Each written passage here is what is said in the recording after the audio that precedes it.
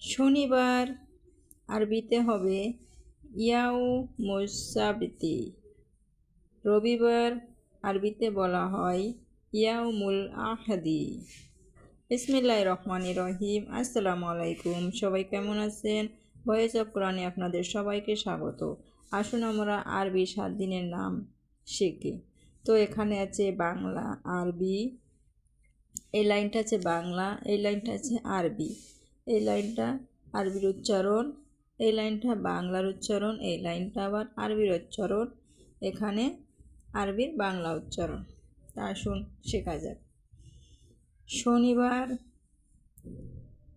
ইয়াউমুস সাবতি,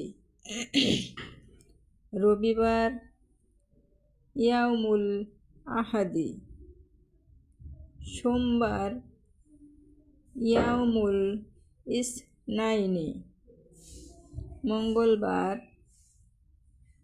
ইয়াউমুস সুলাসাই, বুধবার আরবি উচ্চারণ হবে ইয়াউমুল আরবিআই, বৃহস্পতিবার আরবির উচ্চারণ হবে ইয়াউমুল খামিসি, শুক্রবার আরবির উচ্চারণ হবে ইয়াউমুল জুমআতি।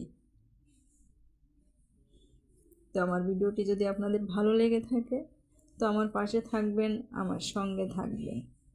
আপনাদের জন্য আবার নতুন নতুন ভিডিও নিয়ে আমি ভয়েস অফ কোরআন আবার হাজির হব আপনাদের মাঝে।